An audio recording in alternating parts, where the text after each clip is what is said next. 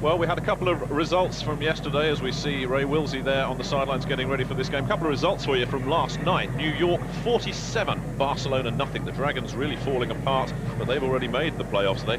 They have nothing to worry about. A bit of relaxation, but New York now 5-4, so their hopes stay alive. It's still a long shot for them, but they've got a chance at that wild card spot. But one of the reasons it's a long shot is that Sacramento defeated Ohio 21-7. Sacramento now have 7 wins and 2 defeats. If San Antonio beat Ohio tonight, as we see Jacques Dussault there on the sideline, if San Antonio beat Ohio, New York will not make the playoffs. As we see Jacques Dussault, the French-speaking French-Canadian head coach of the Montreal Machine. And we could see a team with as few as three losses not go to the playoffs again this year. Just like last year. So the Machine take the field. You know, one thing we saw in that tease we ran at the top of the show, you saw a good shot of Ron Shipley blocking, and I think we just ought to say something. The offensive line for London has done a pretty good job, and number 76 Shipley has moved in at center after Doug Marone got hurt, and he's done a tremendous job for a guy who had never played center before. Bjorn Nitmo will handle kicking duties for the Montreal Machine. Bernard Ford, number 80, is back deep along with number 88, Curtis McManus. We're just about ready to get the Machine against the London Monarchs underway. Nitmo, born in Sweden, grew up in the States and played briefly for the New York Giants a couple of years ago. So Nitmo gets us underway. Good high kick, which Ford takes at his own 1-yard line. Looks for blockers and doesn't get anywhere at all before he's nailed. So the Monarchs will start off in pretty lousy field position. And I think it's important for Montreal to play well in these last 2 games because they don't want to lose the crowd with the World Bowl coming up in Montreal. There is the Monarchs offensive line, Ron Shipley there at center. We talked about him already. The guards, Berardelli and Jones, they've been pretty solid all season, but the problems have been more at the tackles. Stan Gelbar gets the start with Garrett and Alexander in the backfield. Sargent and Ford out wide, and Ted Popson is the starting tight end. 1st and 10, London at the 17. Gelbar dropping back, rolling to his right, and immediately picks up Sean Foster, who didn't play last week with an injury, but immediately coming up with a 5-yard completion there. And this has been the pattern for London as they've come out. They've started off with that short pass game because that's what you're given, but they haven't been able to take it regularly. Emmanuel King, the right defensive end, the star of Montreal's front 7. He played for the Cincinnati Bengals for many years. Reggie McKenzie there, you may remember him from the Raiders. And at the back, the secondary, Thomas and Lott at the corners. Jones and Holmes are at the safety positions. 2nd and 5.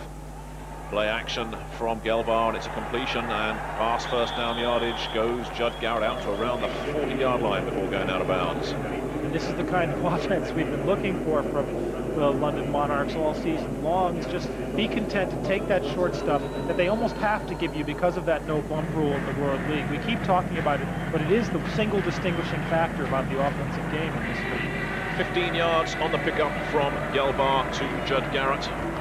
Garrett's 47th catch this year brings up another 1st down. Ford in motion. The give is to Jeff Alexander. Turns the corner and doesn't get too far before Adam Bobb, the linebacker, trips him up. 4 yards on the carry for Alexander. And a good gain for Alexander. And you see, he comes around. He's got that momentum as he comes around. And when he runs wide, he's actually more effective. You see Smith leading him around the hole, and you see his head's up. Now he puts it down, which is always his first instinct, and that's where, if he gets past that first tackler, he doesn't really have the ability to break it because that head is down. His tendency is to go down to the turf. As those numbers would confirm. 2nd down and around 6. Gelbar, little swing pass out to Sean Foster, and Foster doesn't get too much there before D. Thomas comes up from the quarterback position and brings him down. Now on the second and 6, that's a tough call because you really want to do that one on 2nd and short where you don't really need to make the 1st down. Now they're in a 3rd and short, and the pressure's going to be on, and this is the kind of situation where London's had problems all season. 3rd down as we look at Hank Hughes, Montreal's defensive coordinator. His team facing a 3rd down and 4. Looks like it's a pretty warm day under the roof at Olympic Stadium. Ignore the stat that said, the graphic there that said 3rd and 1. This is 4 yards needed. Gelbar dropping back, pressure coming. Gelbar opens up the middle and picks up his favourite receiver again, Judd Garrett, and it's another big first down. Stan has come out fired up. And nice to see Garrett running the slightly deeper slant, and you see how Gelbar made that play by standing in the pocket, even though the rush was on. Gelbar threw that ball with the man on him. Here we'll see it. He stands in the pocket, he stands in front of the rush, and you see how he leads Garrett on that deep cross. Garrett's got the good hands. Quentin Jones, the strong safety, made the tackle, but Judd Garrett is as brave as they come, and he'll catch anything thrown anywhere near him. And paying the price there was Gelbar. Blitz coming, Gelbar in trouble and going down. Darrell Davis along with Ray Savage. And Gelbar never saw that coming. There was no audible to try to play off it, and there was nothing he could do, dropping back. And again on first down, throwing that drop back pass, not even looking for the quick pattern. They get out of that rhythm, and now we'll see if they can rise to the occasion. His blocking back actually falls down, and the first guy might have been blocked, but that wouldn't have helped because the machine were throwing 3 men right in at him. There's Darrell Davis, the outside linebacker, an NFL enhancement player from the Buffalo Bills, enhancing his chances there. Second on a bunch. Gelbar again, pressure, and intended once again for Judd Garrett, but Reggie McKenzie, the inside linebacker, was there. And there was a lot of pressure on Gelbar again. His linemen were having a tough time holding Montreal off on that. That's going to bring up third on a lot from around the 40-yard line of the machine. Make it at the 41. And when teams know London needs to pass for long yardage, and by long I mean almost anything more than 6 or 7 yards, they've been in a lot of trouble. 3rd and 19 because of the loss on the sack. 3 wide receivers in, Tony Sargent in the slot. They show blitz, but the blitz doesn't come. Now it comes, and Gelbar is hurried again, and he gets it off to Jeff Alexander. And Alexander is pushed out of bounds by D. Thomas, who celebrates because that's short of first down yardage. And you see the problem, even with your five men blocking and only a 4-man rush, and Savage was the 4th man rushing there. He's so quick that he gets in through the offensive line, and Gelbar has to go for the short pass. Paul Alsbury has come on to handle punting duties for the London Monarchs. Those are his numbers. As you can see, 13 inside the 20. That's the 2nd best in the World League, and he had a very big game against Orlando last week. James Lott is back deep. Pete Mandley normally returns punts, and he leads the league in punt returns. So probably the Monarchs are glad that he's not there. And the Monarchs will take the time out. This is something they've done a number of times, and I'm not sure at this time whether they wanted to get Alsbury the extra 5 yards to make it easier for him to keep the ball in play and not kick it into the end zone, or if it was because they only had 10 men on the field. Which is something we've seen before, of course. We've had 12 men on the field, we've had 10 men on the field. They really have struggled. Mental errors have hurt them all season long. So Alsbury getting ready.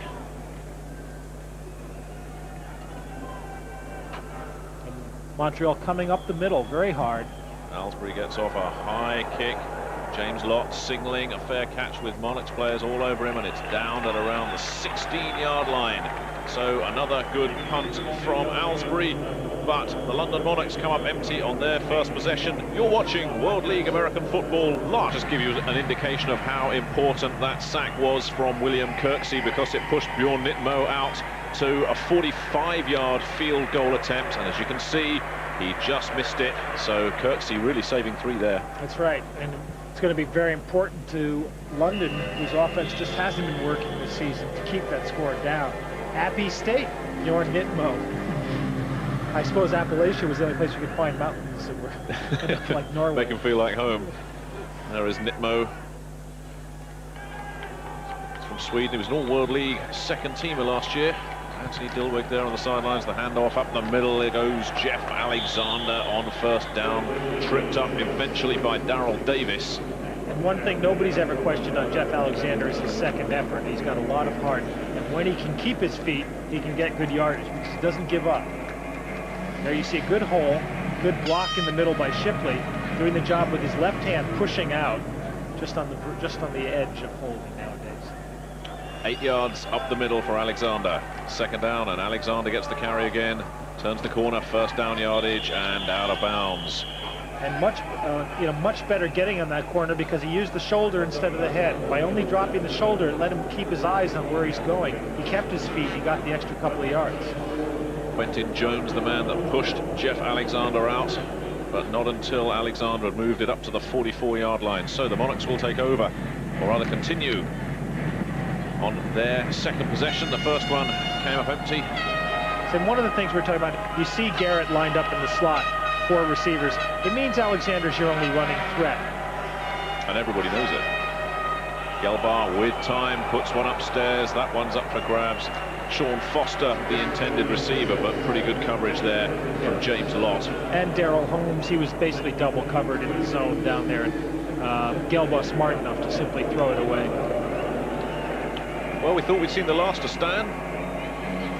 For the Orlando game last week, Fred McNair came in and took a bit of a pounding and is a little bit shaken up. He is dressed and will play if needed, but instead it's Stan that comes back. There you see the tail of the tape on Stan. Played for Phoenix last year, was with the Buffalo Bills, and now is with the Seattle Seahawks, hoping to hook up with the Seahawks next NFL season. Sargent in motion up the middle. Big, a lot of running room there for Jeff Alexander. That's another first down.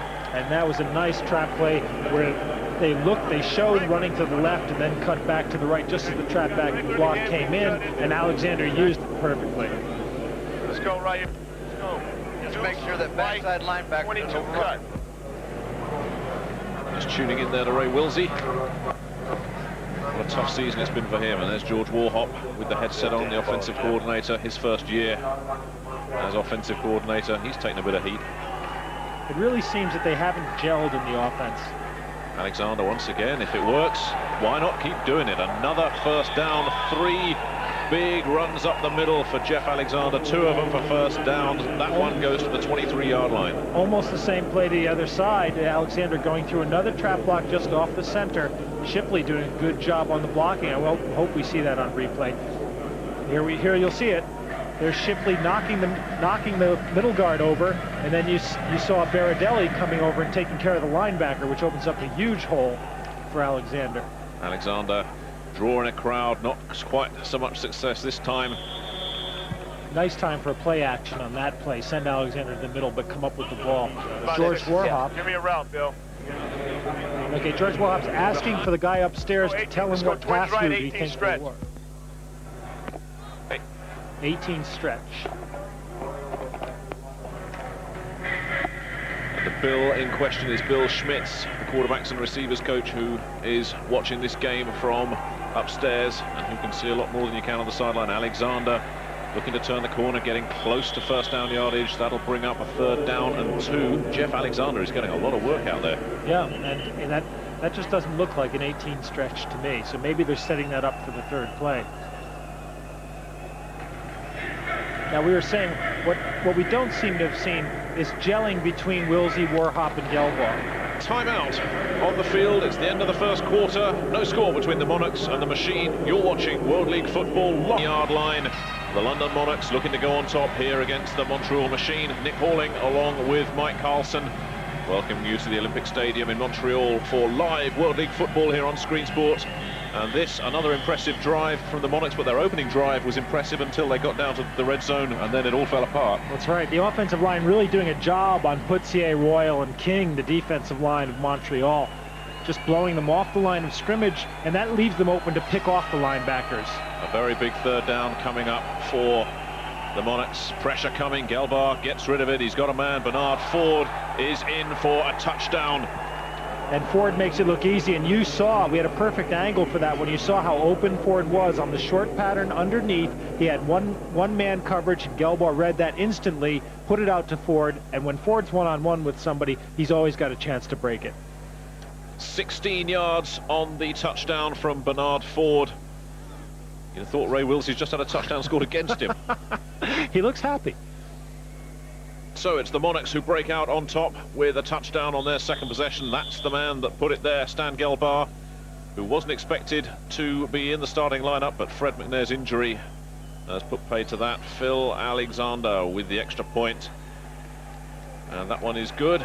So it's the Monarchs on top by 7.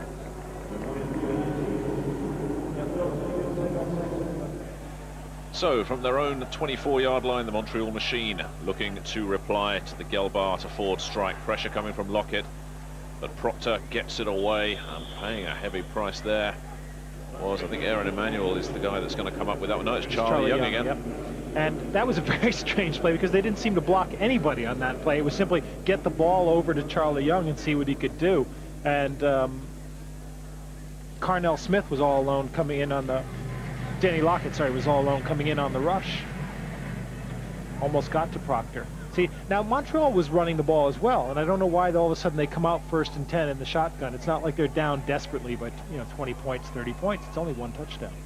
No gain on the pass to Young, 2nd and 10, and Proctor going up the middle, and that one is complete, and it's Andre Brown, the former Miami Dolphin, with it at around the 37. Good for first down yardage. And it looked like that pass was deflected at the line of scrimmage and still got through. It's another one of those guys who looked as if he had a career developing, but something went wrong. Played for the Dolphins for 2 years, 1989 and 1990, then injuries really just took him out of the picture. First down machine, motion coming from Charlie Young, switching sides once again, and pressure coming from the outside, flag, and the pressure was coming from Harvey Wilson. They may have called him offside. And it looks like what Proctor's doing is not actually reading the blitz, he's simply watching where Kirksey lines up, and when Kirksey lines up on the line of scrimmage, he's moving Charlie Young over to get him. And you're right, it's an offside against London. Harvey Wilson was coming with the ears pinned back, and he just misjudged it. Number 42, 5-yard penalty, repeat first down. It's the kind of bad break that London's had all season, but again, you make those kind of breaks yourself, and it's the discipline not to come before the snap that really hurts you. There's some more numbers. Montreal can't do anything when they've got the ball. London don't do a lot trying to stop it. Good explanation why they only got 3 wins between them. Now they're back to the... No, they're staying in the shotgun, 1st and 5. We haven't seen too much of Mike Proctor's famed mobility yet. Danny Lockett and Steve Corfuzzi are showing blitz. Lockett coming and almost complete to Pete Mandley. Very good coverage there from Roland Smith. And Smith hit him just as he made the cut, and that was almost a lookout pattern because Proctor was getting rid of the ball, and it's look out, Pete, because there's a man coming in at your back. But Pete Mandley is a guy you've got to really watch closely, as we see Lockett coming and putting a bit of pressure on, and that too is important. And you see again, that's designed. Proctor's not running because he knows the play's designed for him to get the ball off quickly, and Lockett's not going to get to him, but you're really running a risk there. Looks like Kirksey's coming here. And again, pressure, Lockett at the outside. This time the pass is complete. Harvey Wilson makes the tackle, but not until Pete Mandley have come up with another useful completion for the machine. So what it looks like there's Danny Lockett coming again, and it looks like what London are doing is sending Lockett because Montreal appear to have adjusted to Kirksey, and they're moving it back to block Kirksey, which leaves Lockett unblocked, so they're going to send Lockett each time until someone comes over to get him. It is a 1st and 10, and we see Danny's numbers. 5 sacks. He wanted 20 before the season started. He really is going to have to shift a little bit to get anywhere near it. Good protection once again, but Proctor cannot find Andre Brown, the intended receiver. Roland Smith had coverage, but Proctor had a lot of time on that one. He's got a big line in front of him, including, you see number 77 there, Matt McCall. Now, they list McCall at 314, but he came into camp this year at 342, which made him the 2nd heaviest player in the league. That illegal procedure against Montreal, which I think was what we were talking about with DeRocher setting up in his pass blocking before the ball was actually snapping. Now, McCall came in at 24 stone, 8 pounds, which is a big bit of beef. And he's down now, they say, to 315, but looking at him there, I don't really believe it. It's 315 with a generous pair of scales. First down and 15 for the machine. On their own 47-yard line. Out of the shotgun. Proctor, pressure coming up the middle. Proctor just gets it away and just failing to get Pete Mandley. If Pete had got a couple of yards further, that had 6 written all over it. And Pete complaining. Manley was one-on-one. He's complaining because he was bumped, but it was the bump that let him get free, because the bump didn't actually put him off, and he was open. And you see Curtis Moore, yeah. right up the middle. We don't see the bump there. But Smith tried to give him one and missed, basically. And Curtis Moore gave Proctor one. He didn't miss. Well, any more of that, and we may be seeing Craig Cupp, the Montreal backup quarterback, because Mike Proctor took a lick and a half there from Curtis Moore. 2nd and 15. Shotgun again. And pressure. Lockett dragging him down from behind. This is what the Monarchs have failed to do defensively all season long. And it looked like he had Charlie Young on a little swing there to the other side. Again, Lockett coming from the left.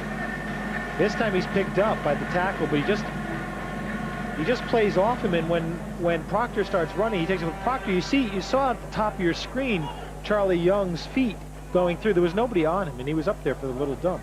We see Danny Lockett. I think that should go down as a sack, because I think, by my reckoning, that's going to bring up a 3rd down and around 12 yards to go for the machine. But this pressure on the quarterback is something that's been... Number 79 on the offense. Jeff Novak. Jeff Novak feeling the pressure. That's going to push it back and make it 3rd and a whole bunch for the Montreal machine. And this pressure on the quarterback, as I was saying, Mike, is something that's been absent from the Monarchs defensively all season long. That's right, and it really has to come in this kind of 3-man set from your nose tackle and your outside linebackers. They miss Roy Hart, obviously, although Miller's done a good job this season, but he just doesn't put the pressure on that Roy Hart did. Pressure coming, but a big completion and another big 1st down. That goes to Charlie Young. He'll enjoy that one. And how many times have we seen that? The London Monarchs with a team with 3rd and a bunch giving up a big play. That's right. And how many times this season do we see Charlie Young catch a ball downfield for the Monarchs? I don't know whether I don't even think we saw him downfield. But he's on a linebacker, and Moore just can't really keep up with him. So the ball inside London's 30. 1st down, shotgun. Little shovel pass once again to Charlie Young. Charlie is getting an extended workout here and will be close to 1st down yardage again. A pickup of around 8 for the former Monarch. He never played like this when he was in Monarchs colours. He was never playing against the Monarchs. That's one of the things you can say. But 60 smash. Scatter right, 60 smash. I was going to suggest 20. Scatter right, 60 smash. And rubbing your 2 palms together, which I'm not sure what that means. But well, we'll find out. 60 smash would suggest some fairly heavy grinded up the middle play, but you never know. 2nd down and 2 coming. You see the spread right, which is the formation they call. Out of the shotgun, pressure coming, and the pressure was on, and so Darrell Harris really had no chance of making that completion. Irvin Smith had the coverage, but the pressure is what broke that play up. So 60 smash is a short pass pattern. Looked like what they do is they have their wide men simply go down for and turn and then get the ball. This guy Darrell Harris, he can do a lot. 2nd year with the machine. Now we see Curtis Moore. Had the pleasure of working with him in the booth when he was injured, and he said there's no way he'd swap positions with you, Mike, which I think you're probably quite relieved about. I'm used to going head-on-head with you. Well, that's a tough assignment. Yeah, now it doesn't look like it'll be close for the 1st down. Depends where they spot it. Darrell Harris just saw out wide. He is also their short yardage carrier. That should bring up a 4th down and 1 from that spot. Yeah, he didn't get much of a spot. Get it. Go get it. There we go. Well, even I can understand that one. Go get it. Yeah, I guess that means don't go get the field goal. See, it's probably they don't have all that much faith in Mitmo's foot, having missed one already today. From a yard out, though, Darrell Harris, you'd have to fancy as a pretty good bet. Motion coming from Bartlesky, the H-back, and I wonder if they've got that. It was Proctor on the keeper, and the London Monarchs had it covered all the way. Not the call I'd make, and you don't have your running back. I know, but we had to go further than that. We didn't get it. Nope.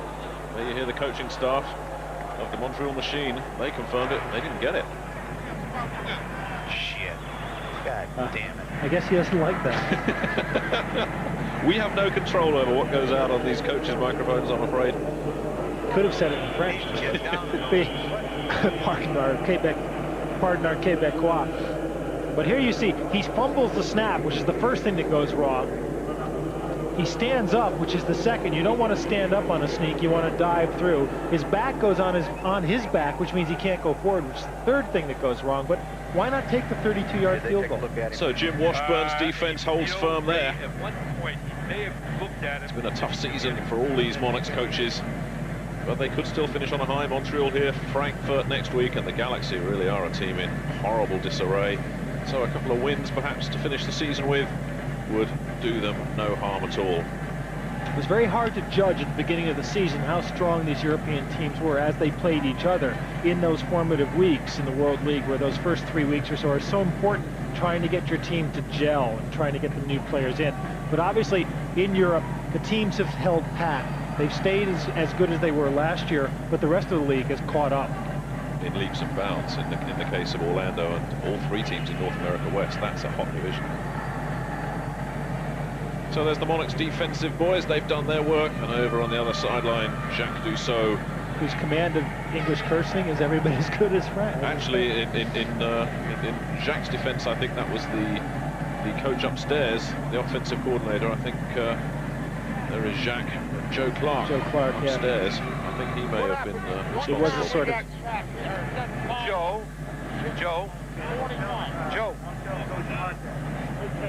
Joe's just shot himself. He's not available to speak. Hey, Mark. Mark. Yeah. What's happening now, he's calling out the other guy as, you know, like the guy in the middle there, he's calling him Dan. I know it. The guy that's killing us is 94, because that's Deb, and we're not blocking him. The guy that's killing us is If 94. he calls That's the Danny middle Lockett. guy, Dan, the left tackle's got to block him. Because they were expecting a, you know, a Dan over the right. I'll tell you. Yeah, well, I tell you, leave those microphones open. You'll get an education here, folks. The Montreal coaching staff give you a guide to coaching in words of 4 letters or less. Right, the Mark they're talking about is Mark McHale, who's the offensive line coach for Montreal. Reggie McKenzie on the tackle there, the former LA Raiders linebacker. He has a twin brother plays on the Washington Redskins. It's 2 yards on the pickup there for Jeff Alexander. Reggie McKenzie read that one well. That'll bring up a 2nd down and 8 for the Monarchs, leading by 7 here in the second quarter.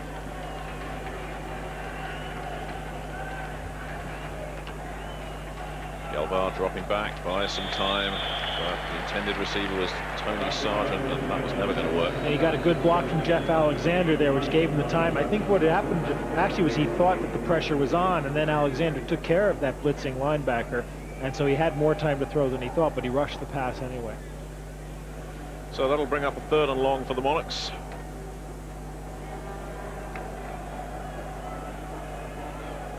Expletives aside, it is fascinating to tune into these Montreal coaches, just discover who's hurting them. And we're getting confirmation it's Danny Lockett that's doing some damage out there. Gelbar dropping back, good protection this time, and he's got himself an open man. Bernard Ford is taken down, but not until he'd got a 1st down. Chris McCall was the first man there. And with that much time, he was going to connect. Baradelli doing a tremendous job wrestling down in the inner line. And here you see the pattern, just to fly. You send one guy deep, and then Ford cuts underneath that, and he beats McCall on the cut. So he's wide open, and you see how much time they needed, because that was a 14, 15-yard deep pattern.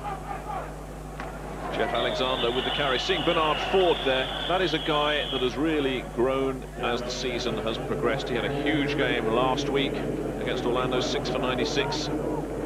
2 yards on the carry there for Jeff Alexander on 1st down. They seem perhaps to have got Alexander's number, certainly in this drive. And that run just wasn't there right from the start. And Alexander knew it as he was trying to get around the corner. But what you've got to watch here is the line. Is not necessarily Alvin Powell, but Montreal's coming here.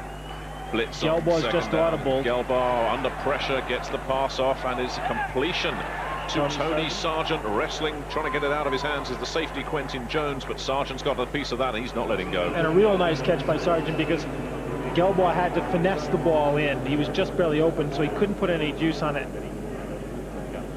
So that'll bring up a 1st down at Montreal's 34. And if there's one man you're going to pass to in that situation, it's going to be Tony Sargent, the possession receiver. They may have been talking about Alvin Powell's encounter with Montreal Canadiens' Shane Corson in Boston this week. We'll give you more on that up the middle, and just being pulled back goes Jeff Alexander once again, but this time there was a tackle coming in. Which apparently there is Alvin. Apparently it's in all the Montreal paper. There we are. There's the Montreal paper. Corson bloodied. Alvin Powell has already played with Seattle and Miami. That's not much of a headline there. There's Shane Corson, who's got a reputation for tossing the fists around on the ice, and he was actually got into a fight in a bar in Montreal this season and was suspended for a game by the Canadiens. Well, Shane Corson, no stranger to punch-ups in a bar, but Alvin Powell may not wear skates, but I wouldn't want to go one-on-one with the guy. Jeff Alexander barreling close to first down yardage. And the latest on that story that we hear is Shane Corson is thinking of suing Alvin Powell. Well, Shane Corson probably goes about 6 foot tall and maybe 190, 95 pounds, and Alvin's slightly larger than that. But you never know what will happen under the influence. Not a good role model for our youth. Good Montreal. Good numbers there for Jeff Alexander. 69 yards on 10 carries. He's close to his best day of the season if this carries on. Third down and around 3 to go for the Monarchs. Gelbar with time, little flare pass, and the coverage there on Ford, and that could draw a flag. Chris McCall just flung Bernard Ford into an advertisement hoarding. Right, and that's a shame because he did a great job of coverage there. He read where the pass was coming and caught up. Got to Bernard Ford, didn't need to throw him into the... Here you'll see. See, he's dropping back. Ford beats him on the cut, but he recovers the ground, comes in, makes the hit. The first hit is good. That's what you have to do. Then you don't have to ride him into the boards. Well, Phil Alexander will come out.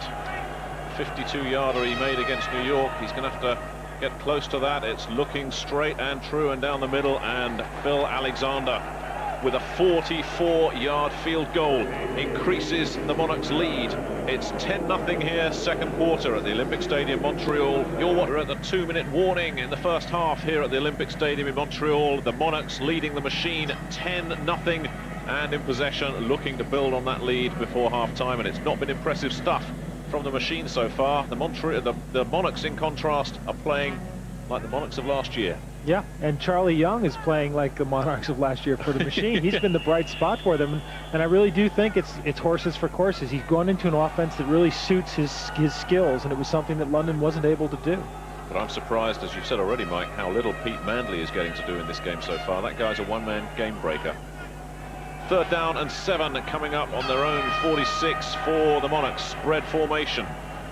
Pressure coming, but Gelbar has time and has an open man. Sean Foster will have a first down at the 39-yard line. James Lott on the tackle. And just on the tackle, because Foster was squirming away, and if he gets away there, he's gone. So another big third down conversion for the Monarchs. With all the pressure gone, Stan Gelbar seems as relaxed as we've seen him for many a week. Yeah, and they came out working the possession game, and now they're working the kind of game they tried most of the season. Gelbar throwing longer. Spread formation again, and that's a touchdown, and it's Bernard Ford, 39 yards, Gelbar to Ford. That looked very easy indeed. I was just going to say, they're throwing longer and opening up the defense, which means that they can go for the bomb sooner or later, and there it was. Well, it's really been since the first week of the season we've got to see some of the offensive linemen joining in the celebrations. Set a few earth tremors off. Bernard Ford with his second touchdown of the day. And here you just beat the coverage of Chris McCall. See, they're in the zone, and it looks like Quinton Jones goes short when he should have gone long in the zone. I think he probably had the deep responsibility, and because there's nobody in that safety spot, he's one-on-one, and then it's easy. It's an easy touchdown. Phil Alexander adds the extra point. So, 1:40 left in the first half. The London Monarchs are in complete control here in the Olympic Stadium, leading the machine 17-0. 2 touchdowns from the man who didn't think he was going to see any action today, Stan Gelbar. But he's just letting people know, hey, I can play a bit. I think that's it, and maybe he's come out and said, look, we're going to play my game this time, because we've been speculating all season on where the breakdown in the offense has occurred, if it's Ray Wilsey, if it's George Warhop or Gelbo, but it never looked like the three of them were gelling. It always seemed like they all wanted to do different things. And this week it looks like everything's working. They're running on all cylinders. And of course, maybe it's because Montreal's defense is so bad, it's making them look good. But plays like that, you take advantage of the other team's mistakes, whether they're a great team or not such a good team, you have to be good to take advantage of those mistakes. Well, it was a horrible week last week for the London Monarchs in Orlando. It's the home of Disneyland, but there are many who are saying it was a bit of a Mickey Mouse performance, as we see the two coaches. Ray Wilsey on the left. He should be happy. He doesn't look it. I don't think Ray ever looks happy. Ray never looks happy, does he? No, it's except one of the old school of coaches. Bernard Ford there. Had a big game last week against Orlando. He's having another big one here. 2 touchdowns already. And of course in World League, don't forget, you always play to win. But in World League, you're playing for a job as well. In the NFL and then next season in the World League. So there's no motivation to lay up. Got Pete Manley back deep to return kicks. Manley isn't going to pick that one. It's once again, it's Anthony Newsom. And Manley makes the tackle. Victor, once again, the man who made the stop on the 15-yard line. Victor may not be carrying the ball too much, but he is making his presence felt on the special teams. Wow. And watch the replay on this.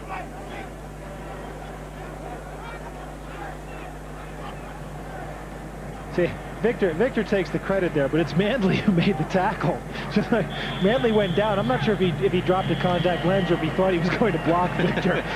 But he just sort of saw Victor coming and decided to... He just sort of put his head down and bridged the kick returner. Don't ever say to these London Monarchs that the Brits don't pull their weight on this team. They do. So it's been spotted at the 16, a minute and a half, just a bit over left for the machine. Spread formation out of the shotgun. Mike Proctor calls timeout. Doesn't like what he sees. And, you know, how much could the Monarchs have used Victor in those early weeks when you really needed a lift? And if it's only once a game on the kickoff coverage that someone's going to come down and nail the other team inside the 20, it does give your team a real boost. Here's the touchdown once again to Ford. And Gelball, when he's got the open receiver deep, can hit him every time. But apart from at Orlando, Scott Mitchell, I think, who now has the best deep arm in the World League, Gelball is still the second best deep arm. There's Stan. He's taking a time out of his own on the sidelines. Just over a minute and a half left, and just sitting next to him is Mike Rhodes there, number 12, the third string quarterback that was added last week. Mike, I've traveled lots of roads in my career. And if he gets a chance to play, I'll be very surprised. There's Alvin Powell, the man who had the altercation in the bar in Boston with Boston Bruins. Shane Corson is now getting sued. Does he look like a man you'd sue?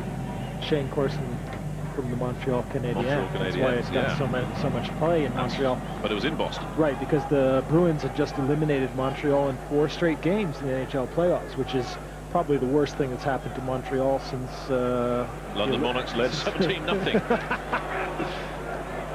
And almost an interception. Ken Soleil couldn't handle it. And then does a touch of the Gary Linekers. But Ken, who just came back from injured reserve, almost announced his arrival back in a lot of style. Nice player, Ken Soleil. Good to see him back at full speed. Took a good drop in the deep zone there. And there is a flag. And it's gone against London, so the interception wouldn't have counted anyway. It's going to be bumping one of the receivers off the line of scrimmage. I was going to say it's the worst thing that's happened to Montreal since the roof of the Olympic Stadium fell in Illegal last use year. of hands, number 94 on the defense. Danny Lockett 5-yard penalty. getting First an down. illegal use of hands call. 5 yards on the penalty, but it's good to see Danny Lockett fired up, playing with intensity in this game. That's right. It's something that the intensity seems to have been misplaced for much of the year. You see great coverage by Soleil in his drop the whole way with Charlie Young and keeping his eye on the ball, which is what you saw Curtis Moore didn't do when he was in that same position earlier on. I just thought he was going to boot the ball away again. I was impressed with that. So first down out of the shotgun. The clock continuing to run. Proctor goes to the sidelines, picks up Darrell Harris. Coverage from Irvin Smith, but a nice reception there from Harris. Good coverage, good throw, good catch. Tough to stop when you execute like that, even if your coverage is good, and that wasn't bad coverage by Irvin Smith, but there's nothing much you can do about it. 8 yards on the pickup from Proctor to Harris will bring up a second down and 2. The machine looking to get something going here late in the first half. You see Smith's there, and his reach just misses. And he knows he can gamble because you're heading out of bounds. He doesn't have to worry about missing the tackle. Shotgun again. And again, another completion. That'll bring up a first down. Again, it's that battle of the number 21s, and it's Montreal's Daryl Harris that gets the better of Irvin Smith again. First down to the machine. The short passing game has worked for just about everybody against the London Monarchs, and the clock now back in action. The Montreal machine with a long way to go here. They're at their own 35. Blitz coming. Lockett coming from the outside. And Lockett got a great jump. Proctor's dropped the ball, and it's big Dave DeRoche who didn't get a hold of it. Dave probably wondered what the football was, and it's Steve Corfuzzi that makes the coverage. Offensive linemen never get to see that the ball is. I think it was Matus, but he's looking at the thing saying, do I fall on it or do I kill it first and then fall on it? Steve Corfuzzi knew exactly what it was. Disaster for Jacques Dussault. I was just about to say that teams sometimes, when they're not playing well, play better in the hurry-up offense because it makes them do what they need to do. But Lockett got such a good jump, and you see Matus never even touches him because the jump is so good. Now the ball rolls away, and I mean, there's a replay we should have. Jacques Dussault does not look happy as well, you might imagine. What a first half this man has had. Danny Lockett showing the potential that made him try MVP last year. He's not really fulfilled that so far this year, but he's making the machine pay. Inside a minute, first half. Gelbar looking, fires, Bernard Ford, touchdown. Very, very easy for Stan. And they got Ford in man-to-man coverage again, and Gelbar knew it, and you saw he just stood there and waited for Ford to make the break. Ford was open. Third touchdown today. You see it right there on the graphic. And they're getting Bernard Ford locked up one-on-one with Chris McCall, and it's paying a huge dividend for them. Gelbar, lots of time to throw and wait for him to come open. And one-on-one, given that much time, Ford's almost always going to get open. And Stan allows himself a smile, as well he might. He's taken a lot of stick this year, but this is making a little bit more worthwhile. Inside a minute to go, first half. Phil Alexander adds the extra point. 24-0. The Monarchs in control here at the Olympic Stadium. If the Monarchs are playing like the Monarchs of last year, Montreal's playing like the Monarchs of last week. Making all those kind of mental errors that you shouldn't make, especially deep in your own territory, looking like a team that's going to find a way to lose. London looking very good. Well, they've broken it open inside a minute here, have the London Monarchs, and it's Bernard Ford and Stan Gelbar that have done it. 2 touchdowns inside around 48 seconds, something like that, and the fumble caused by Danny Lockett. That's really put the game away as far as the Monarchs are concerned. They were leading by 10, now it's 24-0. And even at 17, you thought Montreal could get back in the game pretty quickly, but all of a sudden Proctor doesn't seem to know what he's doing. He makes not a really good play because Lockett's on him, but there's no reason for him to drop the ball. He's just can cover up on it. 24-0, that's a long way to come back. Danny Lockett there conversing with Jim Washburn, the defensive coordinator. Jim doesn't look happy either. Jim's had a tough season as well. But it always does a franchise a lot of good to finish on a high. And there we see the big play, the one that really has broken the game open. Roman Matus will be looking back at that one and wondering how he didn't pick it up. Little squib kick. And here on the return is Daryl Harris. He looks dangerous, Harris, getting out over the 30-yard line before Ken Soleil brings him down. Harris, along with Charlie Young, have both had pretty solid first half of the machine, but nobody else has. Yeah, and it makes you wonder why they went to the shotgun and dropped that running game, because it looked like they could move the ball up the field. There's Victor again. He wants a piece of this one. He wants a piece of all these special teams, but this time they've got a hold of him. Sean Russell. Yeah, and Russell's been on. Russell's a hold of him. And look at, there's an official right there. I mean, you know, guys, but Russell's had him on each play. Russell's obviously the guy who's supposed to cut down the first man in, and he's looking for Victor. You daren't say it, there. A Bubadike. It's easy. 47 seconds left, first half. Proctor, pressure coming from the outside, but Proctor showing his scrambling ability and picking up around 35 yards. Very sloppy defensively there for the Monarchs. There's still 37 seconds left first half. Montreal will now be thinking field goal, because that's moved the ball to London's 37. And you see Proctor used his head there because he got the extra 10-15 yards running downfield, knowing the clock would stop for the first down. But you saw him hustling his linemen up because the clock does start once the linemen are up to the ball. Out of the shotgun again, first down. Proctor. Now you want to stop the clock if you don't have anyone open. Get rid of the ball. And it's Danny Lockett again bringing him down from behind, and Proctor certainly held on for that one far too long. Danny's enjoying himself out there. Yeah, his quickness is just too much for Matus. They weren't blocking him early on. They were leaving him alone. They were looking for Kirksey on the other side with the keeping the back in, and really they should be thinking about keeping the back in to take care of Lockett right now. Montreal have called a timeout. Down by 24 with the last few seconds of the first half left. It really has been a pretty miserable first half for the machine. They missed a field goal, they lost the ball, and they failed to convert a fourth down. They had to punt, and then they fumbled the ball. And that's the kind of stuff that where Danny Lockett's enthusiasm is misplaced and gets him a little boot in the butt right there.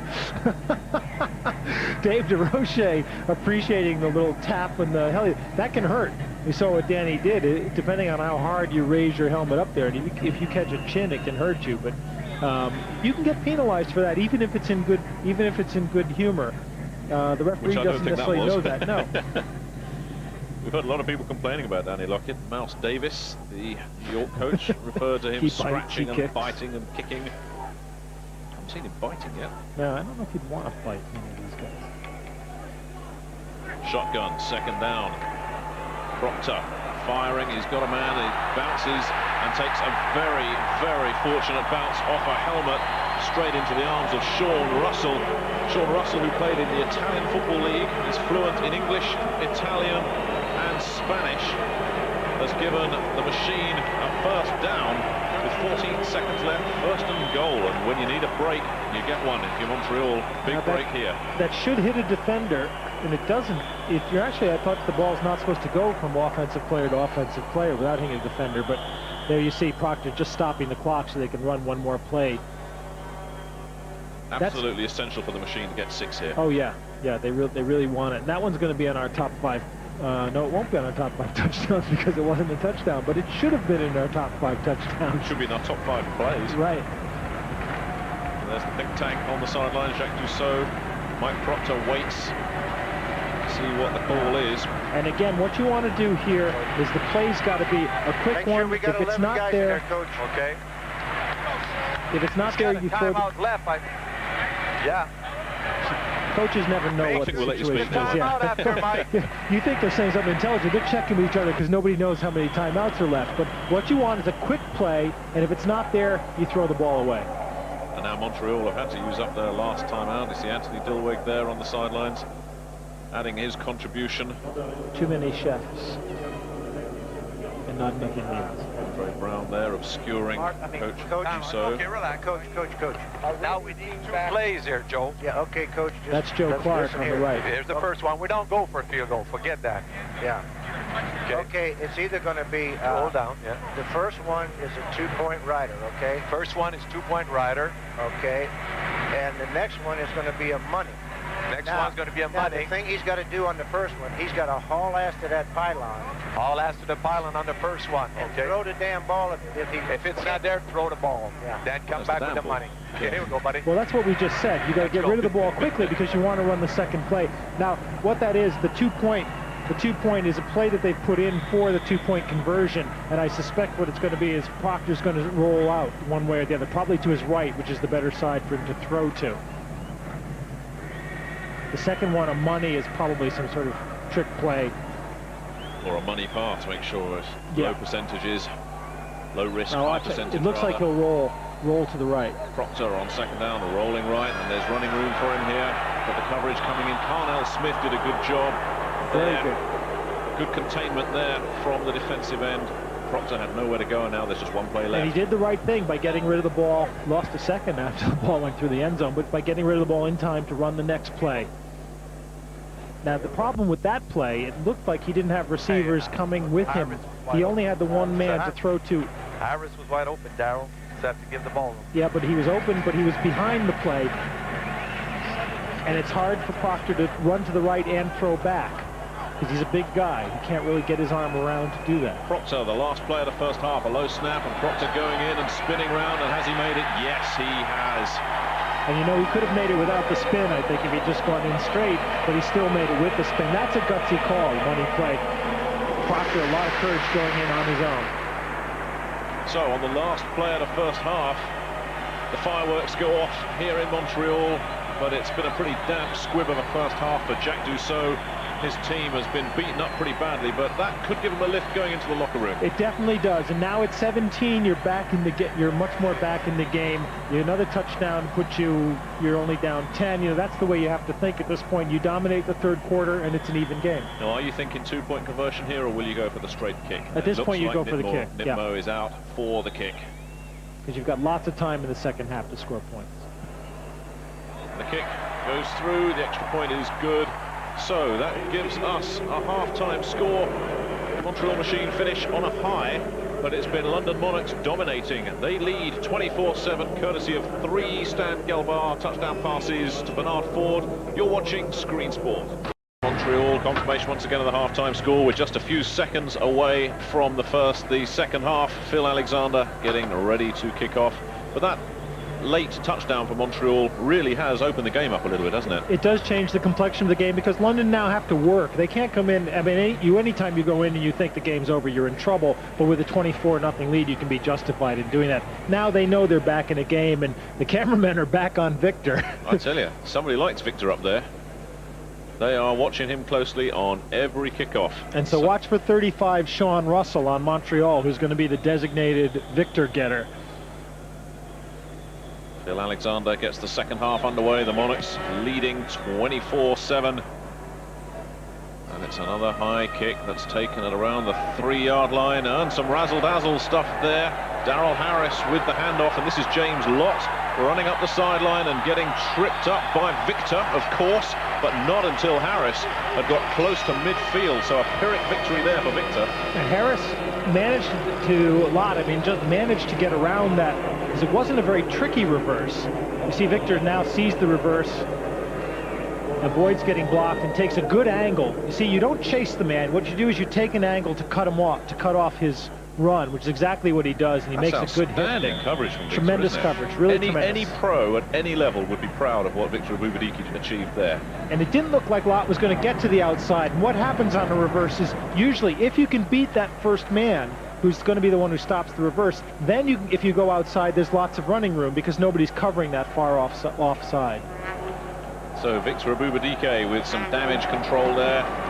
The Montreal Machine taking over at the 33. Charlie Young was the ball carrier there, and Scott Miller, along with Curtis Moore, brought him down. Nice play by Miller, because Kaufusi was taking an outside route and just pushed a little bit outside, or else he would have been able to make the tackle. And Miller was over to fill that side of the line. Did a good job.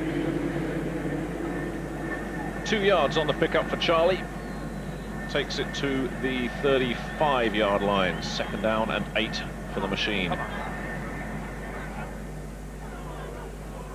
Jacques Dussault on the sidelines. Proctor with a lot of time, but Miller's after him now, and Miller brings him down, and that is a 15-yard loss. Scott Miller enjoying that. And he had enough time there to unload the ball. There's no excuse at that point for getting sacked.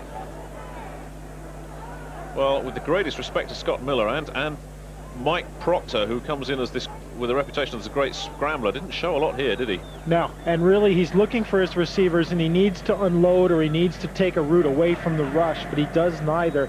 And this is the case now. Montreal desperately need to score on this possession just to keep in the game. 3rd down and 23. We've seen some big 3rd down conversions on both sides in this game, and it's the spread formation out of the shotgun once again, and pressure coming, and Lockett's got a hold of him. And this time he gets rid of it. He won't get called for grounding the ball because the receiver was there.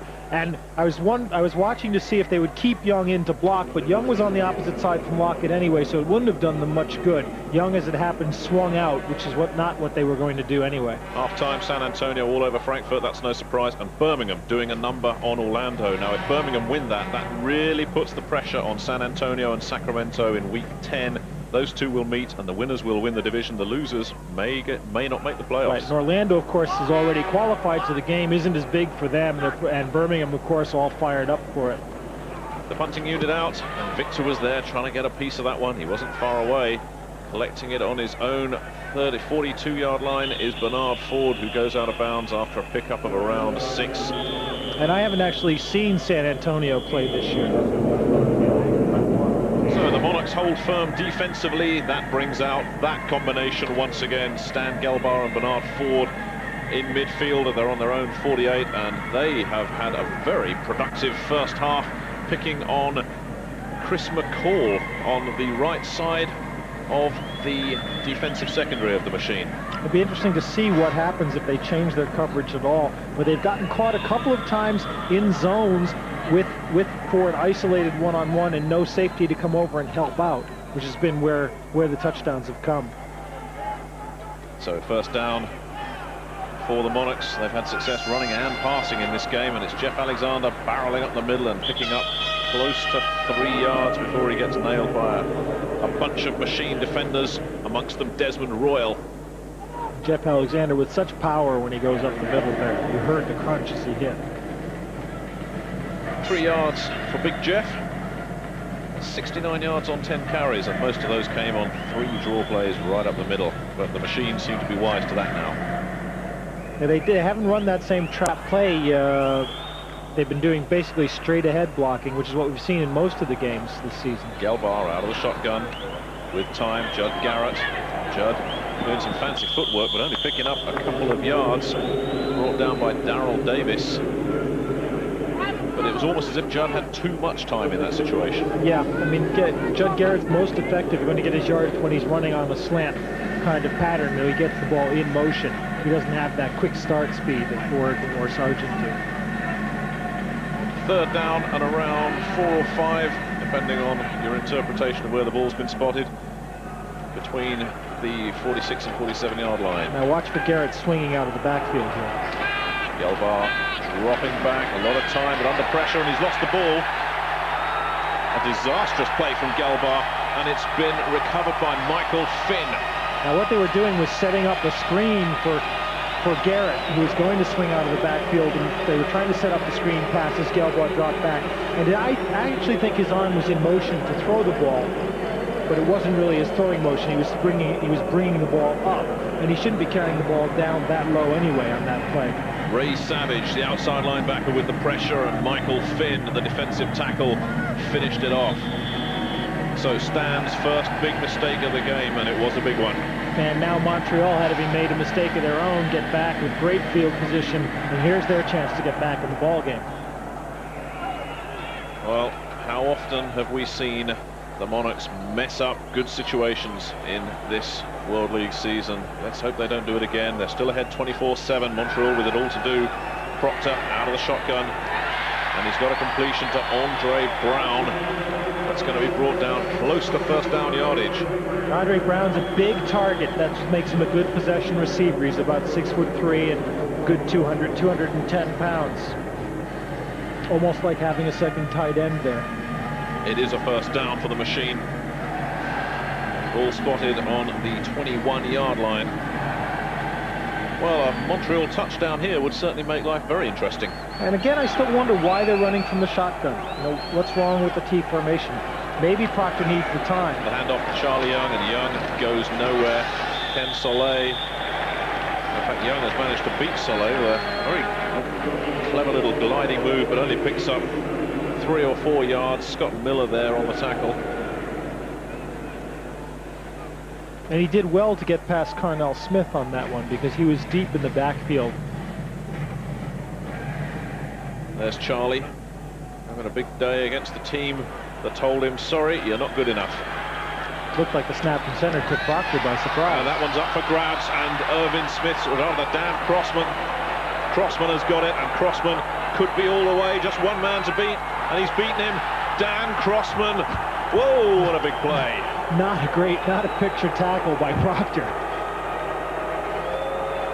Dan Crossman came up with a lot of big plays last year, not many this year, but that one has come up with a huge one. That's around 90 yards on the return. He can't believe it, Mike Proctor, nor can Jacques Dussault.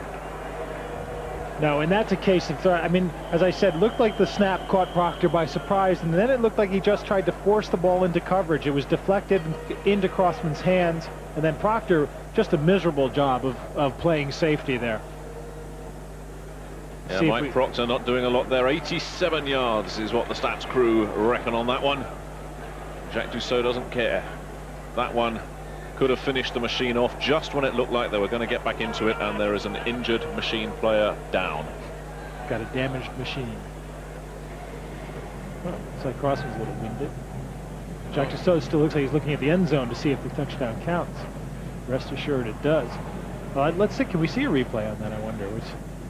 Great turn of speed from Dan Crossman, here we go. See, he has to reach down for the snap, and then he throws. It's actually not, he's throwing into coverage, but he throws behind Smith, which is the problem. And now watch Proctor come into this here, because Crossman's going to cut back and run right at him. Here I come. Whoops. And that's a pretty feeble effort from Mike Proctor. That's an Olay tackle. Get that cape out of the way. Well, you expect the offensive lineman to be beaten for speed, but Mike Proctor must be thinking he should have tried to trip Crossman up. A huge play there for the strong safety. His second interception of the season. Mike Proctor with his first interception of this game, but what a costly one.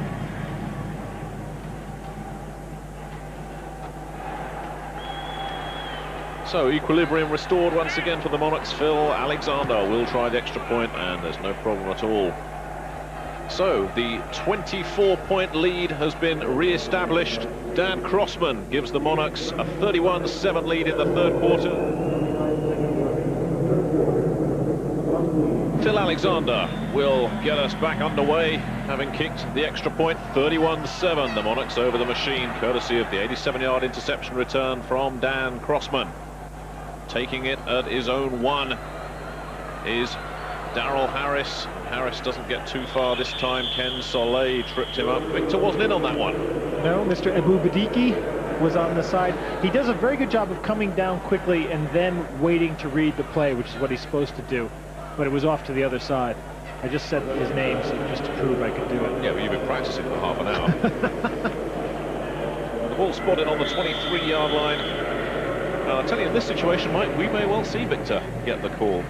I think it would be a good move, both for the Monarchs' long-term plans, but also to reward him for working so hard to get out of that injury.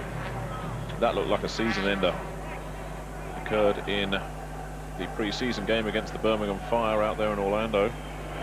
Proctor with the handoff, and nothing doing on this occasion. Charlie Young. 2 yards on the carry. It was a tough 2 yards for Charlie. Second and 8. And in the second half, when they need to come out with offense, Montreal's become one-dimensional.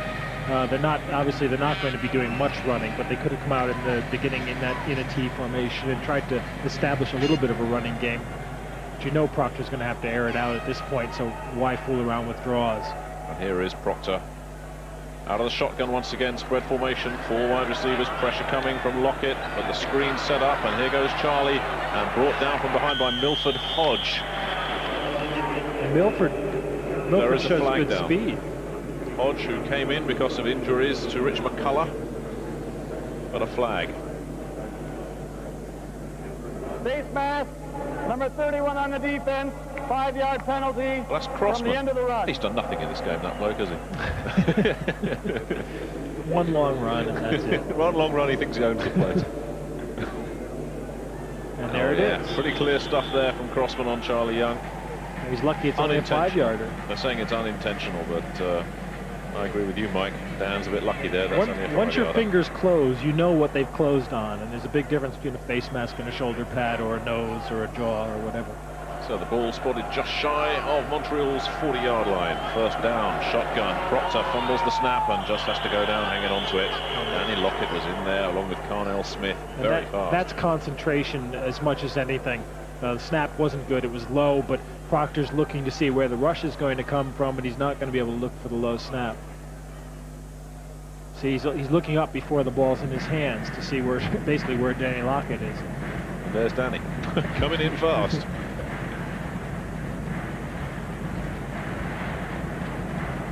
Mike Proctor. We see remaining games for the Machine and the Monarchs. London, Frankfurt. You'll see that live next Saturday at 6 here on Screen Sport. Montreal get New York, New Jersey. That's going to be tough for them.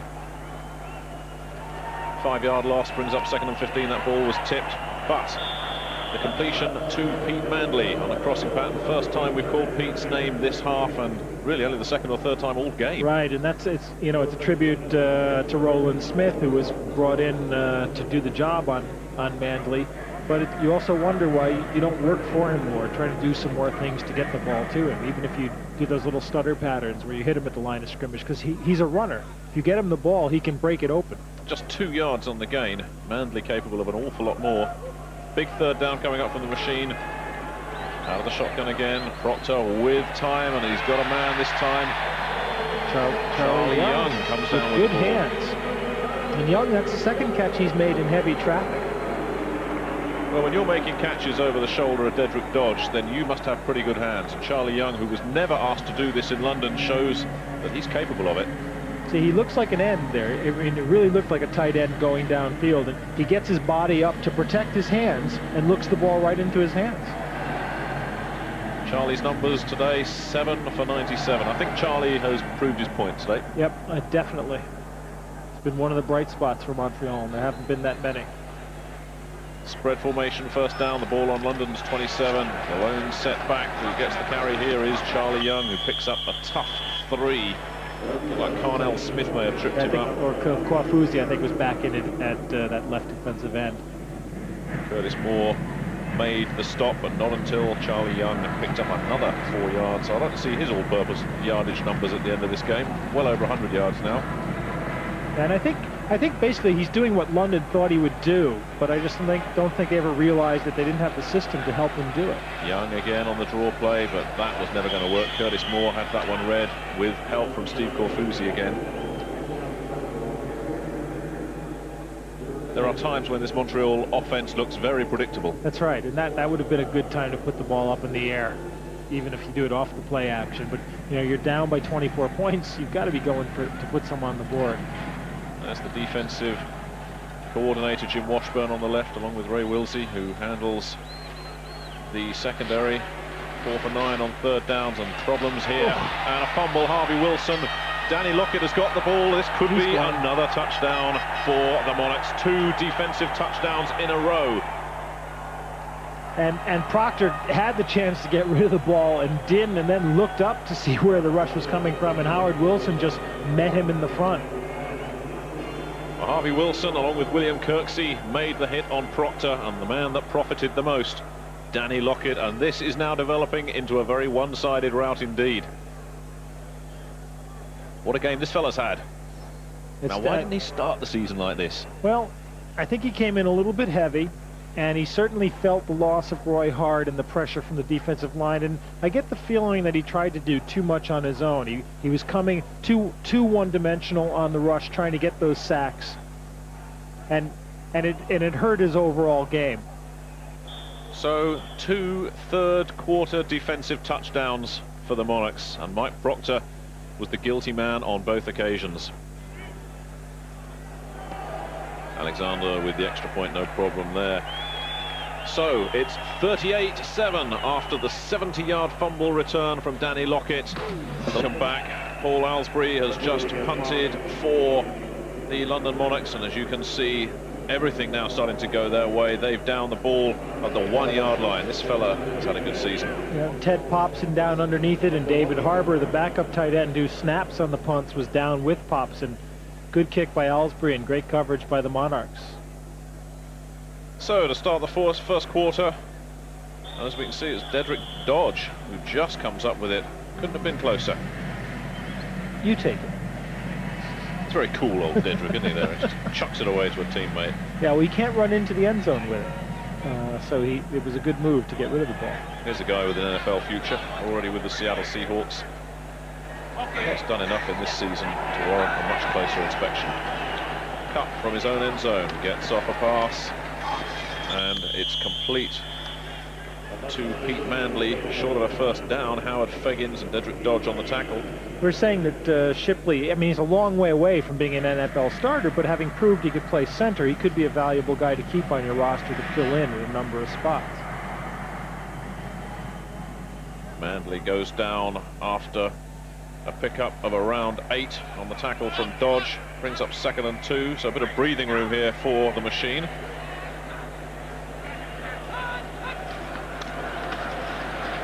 Up again, dropping back and putting this one into outer space.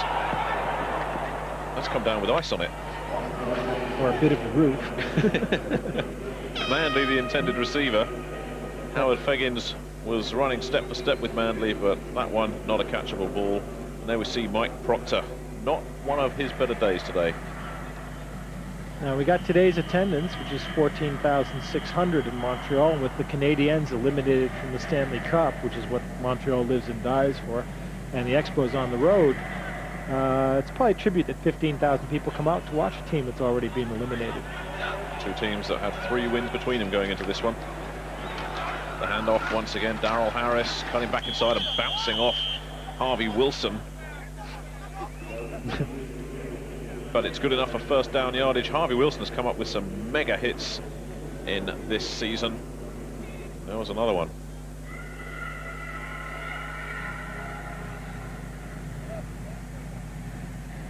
He gets a 1-2 because he goes off Curtis Moore's shoulder and then gets Wilson head on. Ping pong ball. So Harvey Wilson, who comes in when the Monarchs switch to 5 DBs or when someone needs a break. First down, Montreal on their own 12-yard line. 4th quarter. Cup back deep, looking for a receiver. He's got an open man. That's a first down to Andre Brown, who reached high and beat Roland Smith on the coverage. Nice catch by Brown, too, because he was watching to see what Smith was going to do, and the ball was thrown high. So Roland Smith, who's had a very solid game at left corner, beaten that time. And here you see Smith cuts in front of him. The ball's thrown over Smith. Keeps his eye on the ball the whole time while he's jumping. And receiving is about being, you have to be fast and you have to get open, but it's mostly concentration. And Cup looked like he wasn't quite ready there. And Danny Lockett is after him, but Cup gets that one away and he's got an open man. That's a nice catch from the big tight end, Rich Bartlewski, the up back. And that was smart thinking from the quarterback because the snap was taken just before he was ready for it. And it's KD Dunn actually with the reception, not Bartlewski. Right, and Cup was, it was 2 smart plays because Cup was looking for someone to throw to, and Dunn ran into space to be open so he could just loft the ball, knowing he wasn't going to be able to drive a pass in. And I think you're right that he got caught by surprise here. There it is. Whoa! Who snapped that ball? And Cup in a bit of trouble here. Lockett behind him, but he's got away. This is smart footwork. And another completion. Andre Brown close to first down yardage. The tackle from Roland Smith, but that's 2 heady plays from Craig Cup. And it seems like he seems to throw the ball better when he's under that pressure, and he's got to just get rid of it. Very close to first down yardage. Should bring up a 2nd down depending on where they spot it, but it looks as if Cup has finally found his range. He was way off target in the first series, but he's just brought the bomb sights in a little bit. And a strong arm because he's running to his right and throwing back to his left, and it still had some mustard on it. First down, a handoff, whistles and flags, which is probably just as well for the machine because that play was dead before it started. Charlie Young was going nowhere.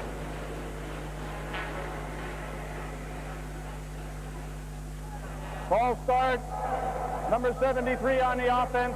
Prior to the snap, 5-yard penalty. That's Dave DeRoche, the right tackle, with the man with the hair. His hair was in motion before the... Oh yes, you can see it quite clearly there on the right of the screen. And so that'll push the machine back another 5 yards. And they're giving Matus a break, and number 63, Jay Butler's in at left tackle to handle Danny Lockett.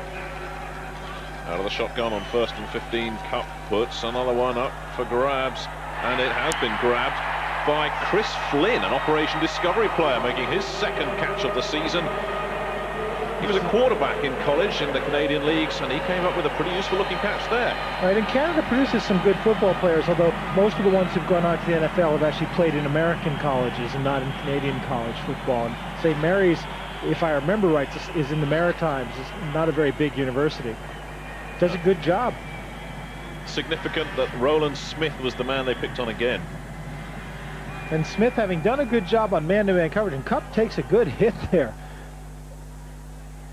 So, the ball spotted at the 4-yard line. Cup out of the shotgun, gets hit hard, may have got back to the line of scrimmage, but that a busted play, and it was William Kirksey with great penetration. I think they were looking for the quarterback draw there, the play that got them the first touchdown from Proctor, but Cup doesn't run it the way Proctor does, and he never even showed pass at all. Back to the original line of scrimmage as Washburn and Wilsey look on. Ball back on the 4-yard line. I was going to say, Roland Smith's coverage was not bad on that play. I mean, we've seen this happen in other games where the ball's been thrown up and then it's simply the receiver having better body control and watching it better. Cup.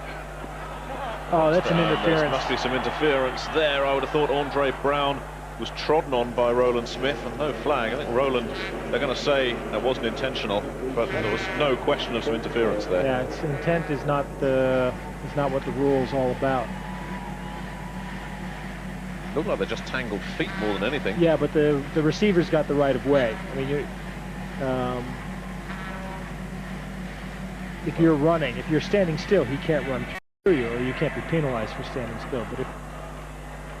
But if you're running in his path, well... Montreal are 5 for 12 on 3rd downs, and if they don't get this one, I think they'll go for it on 4th down as well. They have nothing to lose. Cup fires into the end zone, complete.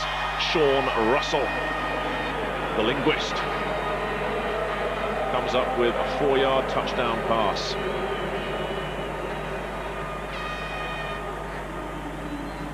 So, Sean Russell, the man who speaks every language except French, which is the only one that's doing much good in Montreal, gets the fireworks going here in the Olympic Stadium. And it's the 350th anniversary of Montreal, so there's been fireworks all over town this weekend. 4 yards. The pick up from Craig Cup, who orchestrated a very impressive looking drive there, admittedly with the game already won by the Monarchs.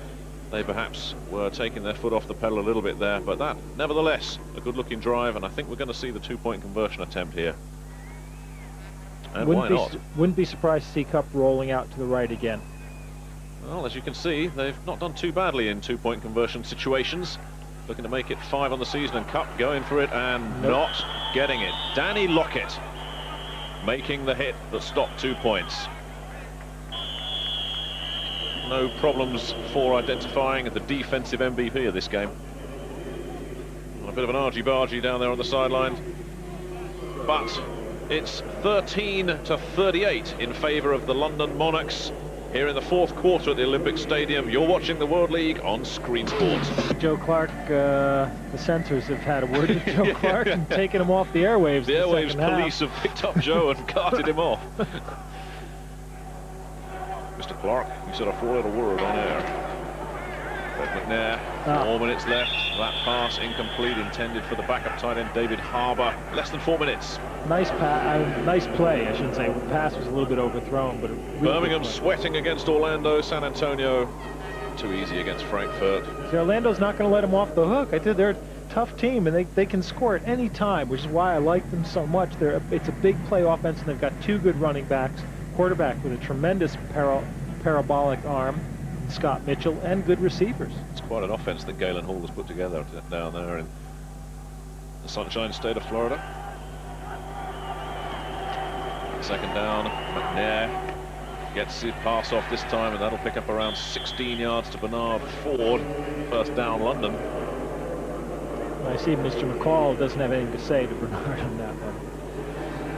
I can't remember the last time they threw to another receiver apart from Ford. They're just picking on Ford and trying to get him one-on-one with Chris McCall every down. Yep, there was one pass to Sargent, which was dropped, I think, in the 3rd quarter, which is about the only one. So 1st down, the clock continues to tick on. The Monarchs in control, 38-13. Motion from Sargent. And barreling his way up the middle goes Victor Ebubadike, his 1st carry of the World League season. A told you to get in. Yep. And, well, if Oleg's going to play, Victor's going to get his chance. There'll be words on the sideline afterwards. But I tell you, this is what, I mean, of all the things that the World League was intended to do, this one is the one that's the most rewarding to watch. Is those players from Operation Discovery who are, you know, who we know are taking up space on the rosters in a lot of cases, but are getting now the chance to play. And really, it's only a matter, it's not a matter of skill or anything, it's a matter of experience. Getting first-class competition for somebody like Victor. Trips left, and that's the way McNair's going. He's got his man. It's Bernard Ford again, first down, and Chris McCall played that one very deep. You know, we've seen a number of these Operation Discovery players do a good job. On both Gerald sides. Olszewski in Frankfurt. Yeah. We saw him have a tremendous game. Yeah. We saw Chris Flynn coming up with a big catch for the Montreal Machine. But, you know, football's a complicated game, and then you look at the big guys and you say, well, you're a big lineman. All you got to do is push your way forward if you're strong. But it's not. It's about footwork. It's about speed and power. It's about how you attack your blocking, what angles you take. Once again, they're going down that way, and this time the coverage is good for Chris McCall. He deserved that one. Yeah, well, Ford should have had it. I think it came up off of Ford's arms. McCall, I think he thinks he's just won the World Bowl. McNair frustrated. It was almost 6. Instead, it was an interception, and you'd have to have a very hard heart to begrudge Chris McCall this one. And McNair airs this one out, and you see Ford circling under it. Now, I take it back. McCall had it all the way. He had the he had his arms in front of Ford's. Yep, he worked for that one. Let's take another look. It's a little bit underthrown.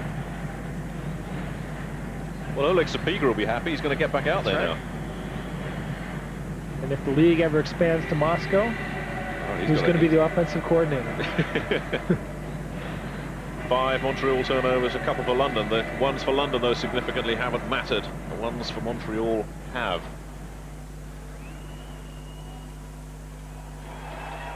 So, just over 2 minutes remaining.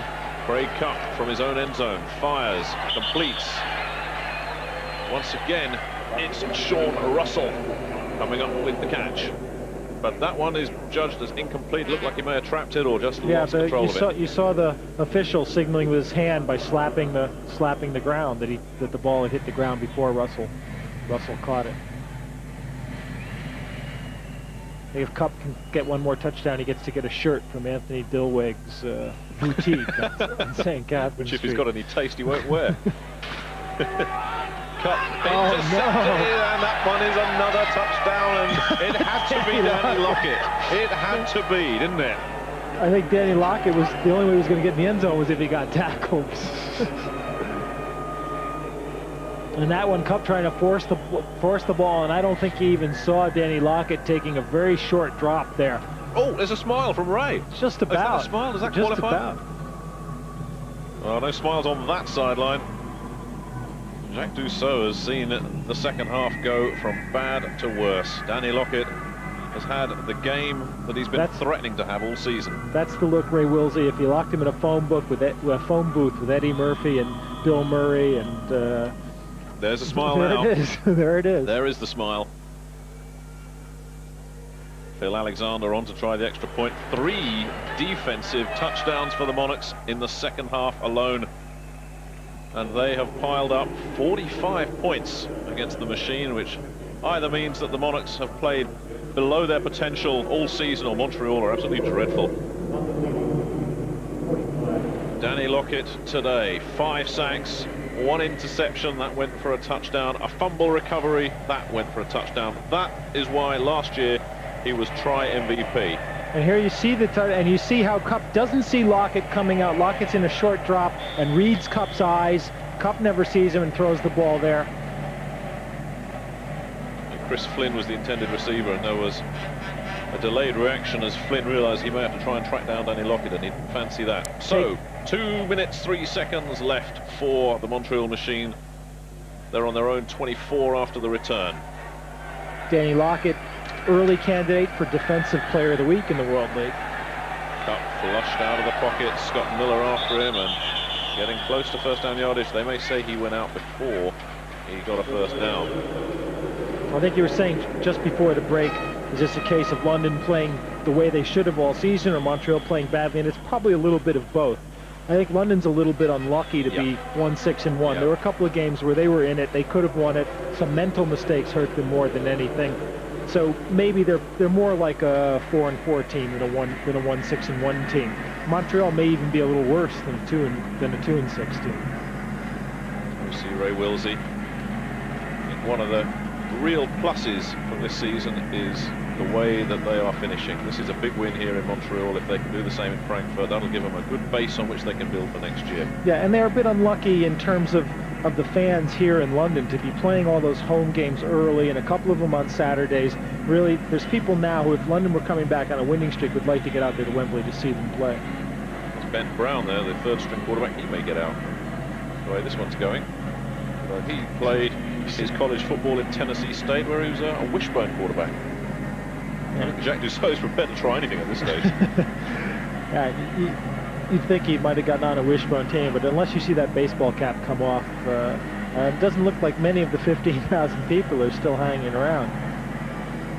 Jim Spence, my old boss at ABC Sports, getting the XP credit. So we're at the 2-minute warning, and it's very much a story of success for the London Monarchs here in week 9. They lead the Montreal Machine 45-13.